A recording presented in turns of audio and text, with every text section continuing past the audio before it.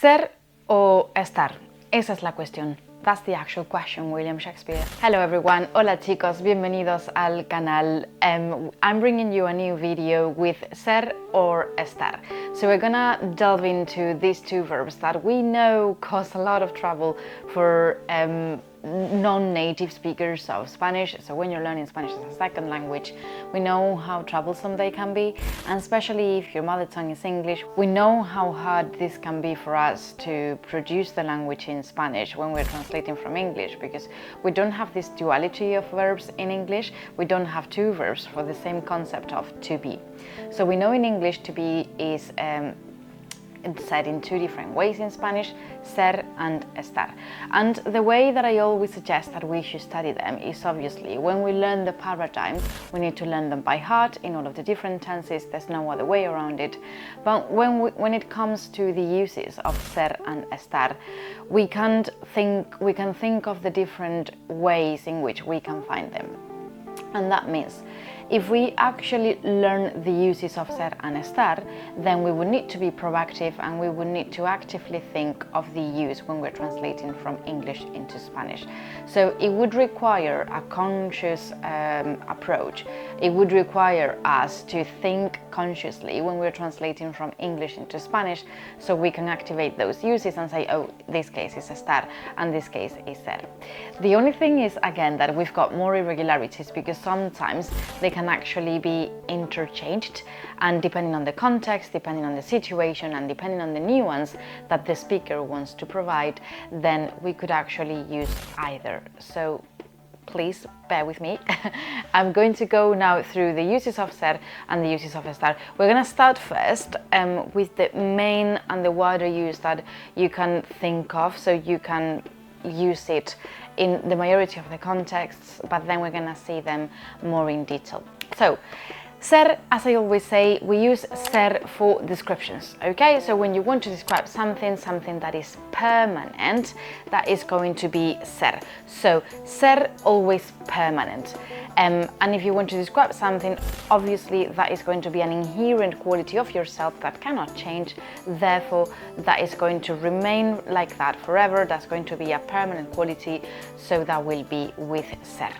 However, on the flip side, estar is going to be estar temporary, because we're going to use normally estar for things that will change, will imply change, or things that are not going to be like that forever. That's why location is going to be one of the best cases, because I'm not gonna be here forever. You can travel, and even if you are in the same city, you're going to be going to different places. You're not always going to remain in that place. That's why we say that estar is for temporary things, okay? Because you're gonna use, for example, location. I'm here right now, but afterwards I'm gonna be in a different place. Okay, so let's get started with ser. Okay, we're going to see the paradigm of ser in the present, the past, and the future, which is irregular, and then we're gonna see the uses. So, ser in the present tense, as we know, is soy, eres, es, somos, sois, son. In the past tense, in the preterite tense, it is fui, fuiste, fue, fuimos, fuisteis, fueron. And then in the future, I will be seré, serás, será, seremos, seréis, serán. Vale? So that's in terms of structure. That's the whole paradigm in the present, past, and future. And now we're gonna see the different uses, because we've got like very specific uses that will kind of be encapsulated within the bigger and the broader concept of description. Okay? So the first type of ser is nationality and origin, because that is an inherent quality of myself that I cannot change. If I am from Spain, if I am from Córdoba, that is something that I cannot alter, that I cannot change in the past. So I would say I am from Córdoba, soy de Córdoba, I am Spanish, my nationality, soy española. So I'm using the verb ser in there. When we're talking about relationships, we are also going to be using ser, because we are going to refer to someone that we acquire as, for example, our family, or maybe we want to say that they're our friends, or maybe they're my couple, my spouse, whatever. So we're gonna use ser. So if I introduce someone as my brother, I would say es mi hermano. But if I want to say he is my friend, she is my friend, I would say ella es mi amiga, él es mi amigo, ¿vale? so relationships will also be ser. Again, because we are describing physical qualities or physical attributes or physical description, that will be as well with ser. For example, if I am short, I cannot change that, and then I am going to say soy bajita. For example, if I am brunette, I'm gonna say soy morena. Now, it is true that I can dye my hair and I can say estoy morena, or for example, if I am originally blonde and then I dye my hair and make it brunette, then I can use estar to imply that that is a change, for example. So that's the duality that I was talking about, when sometimes we can use both depending on what we want to imply in the context. So because I am brunette, if I, for example, dye my hair in blonde, I can say estoy de rubia, but that's because I have just dyed my hair, okay? But I could still say soy rubia in that case because I have dyed my hair and it could look like. In the same way that we can describe someone physically, we can also talk about our personal characteristics, features, and inherent qualities. So if I am an honest person, then I am going to say soy honesta, because that is a quality that I cannot change from my inner self, okay? That is part of myself and I cannot change it. Another use of ser is possession. What's yours is yours. So for example, if my phone belongs to me and I want to say this is my phone, I would say este es mi teléfono, because it is mine and that implies possession, so ser. Profession, again, talking about description, if I am a teacher, that is part of my job, so I am going to say soy profesora. So when you're talking about your job, you would say ser as well.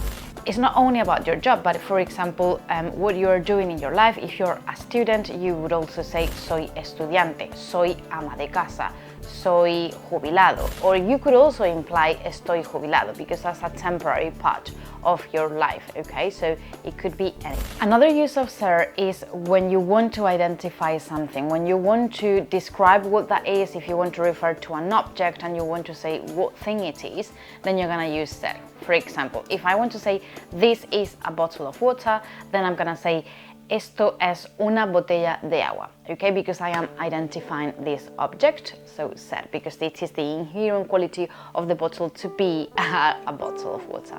Date and time, because those are two concepts that even though they are flowing and even though time is changing all the time, is a concept that we cannot really modify.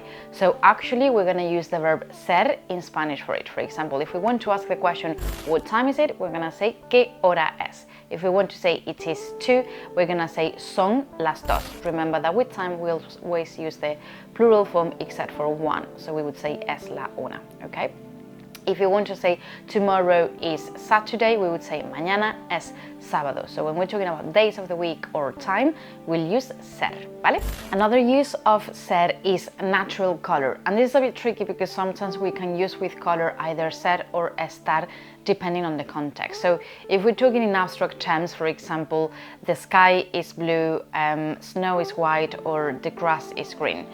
And so in those cases we would say el cielo es azul, la nieve es blanca, el césped es verde. However, let's say that there is a drought and now the grass is not green anymore and it's turned, for example, brown. We would say el césped está marrón, because that is temporary. That grass, for example, has become a certain color, it has become brown during the drought or when it is not good weather and it is not green anymore. Therefore, we would use estar in that context, but when we want to refer to the inherent quality of the grass being green, we would say el césped es verde, ¿vale?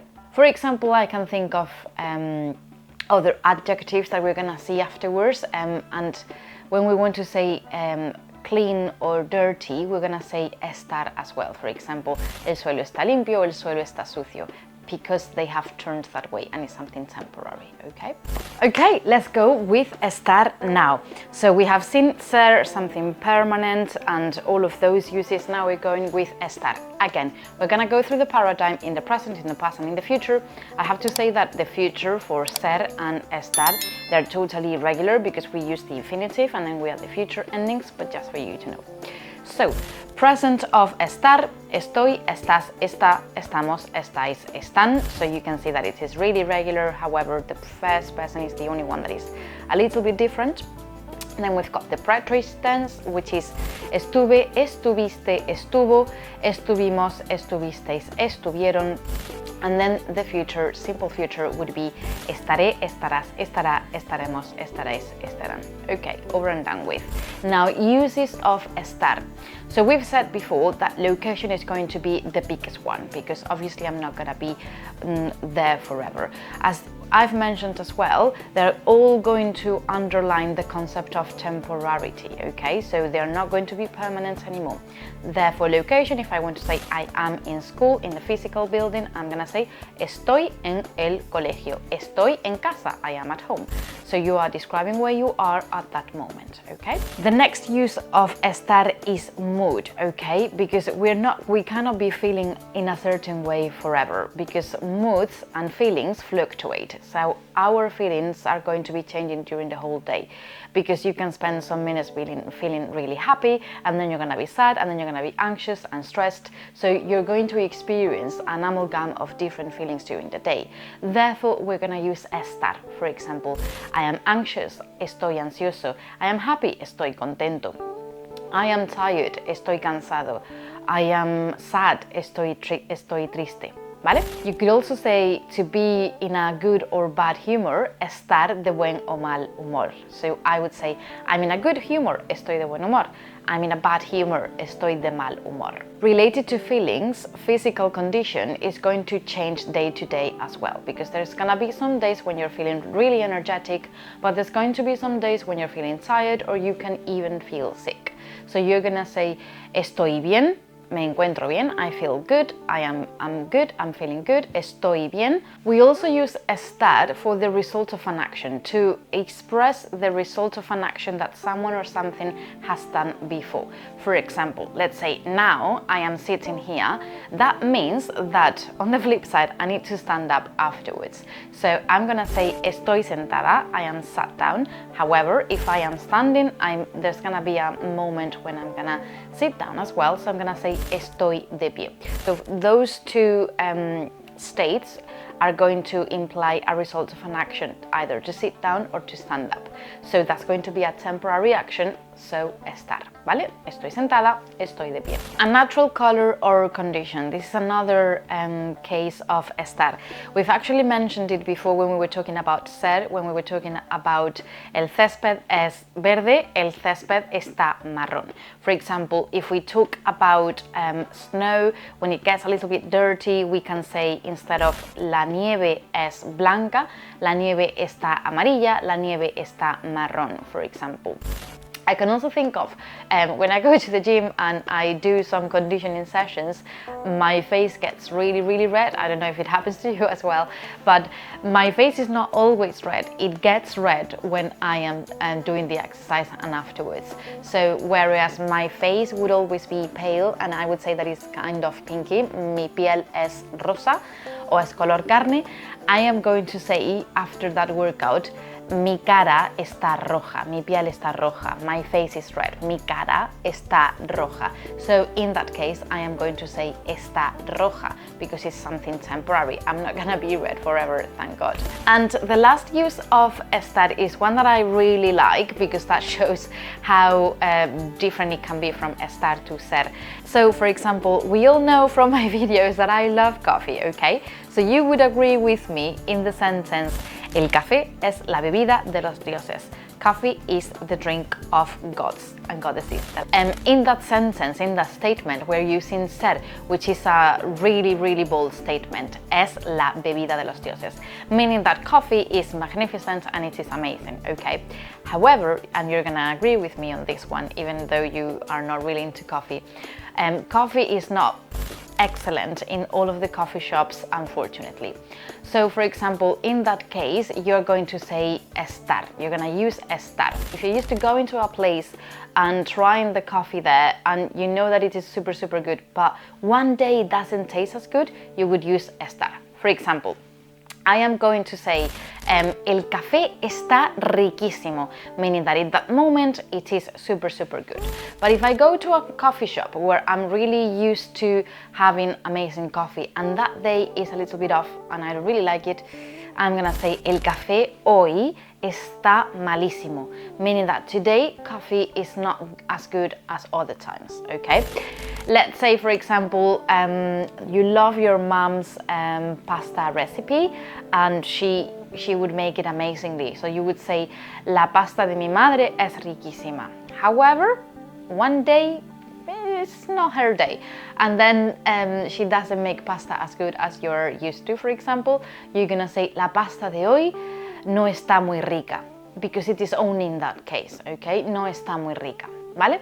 So we can go from the general, where we use ser, and we can go into the particular and the specific and use estar to imply that in that moment, in that occasion, that is not as you would have expected to. ¿Vale? Okay guys, so now it is time to practice. It doesn't finish here. I'm going to give you some sentences in English that I would like you to translate in Spanish. So I would say the English, I'll wait for you, you can pause the video if you want to, and then I'll say the Spanish. Okay, are you ready? ¿Listos? ¿Preparados? Vámonos. This is my brother. Este es mi hermano. It is 5 o'clock. Son las 5 en punto. I am a university student. Soy un alumno universitario o alumna universitaria. I am at my parents' house. Estoy en la casa de mis padres. I am nervous. Estoy nervioso o nerviosa. The bottle is blue. La botella es azul. I am English. Soy inglés o inglesa. I am kind. Soy amable. You are standing. Estás de pie. This muffin is delicious. Esta magdalena está deliciosa. My hands are clean. Mis manos están limpias. Bueno chicos, well guys, I hope you really enjoyed this video as much as I enjoyed filming it, because it is amazing to teach you the differences that we've got in Spanish with English, and it is really enlightening to see how, depending on the context, because I am always saying context, how depending on it you can say something different. And it is a disclaimer, not every single case is going to be either this or that. There's always going to be different nuances, and it will always depend on what the speaker wants to convey in their speech, okay? So just for you to bear in mind. As always, make sure that you like the video if you did like it, because it really supports my channel. Make sure that you subscribe so you can be in the loop of everything that I am doing, and you can learn Spanish as always. So I'll see you in the next one. Gracias chicos, adiós.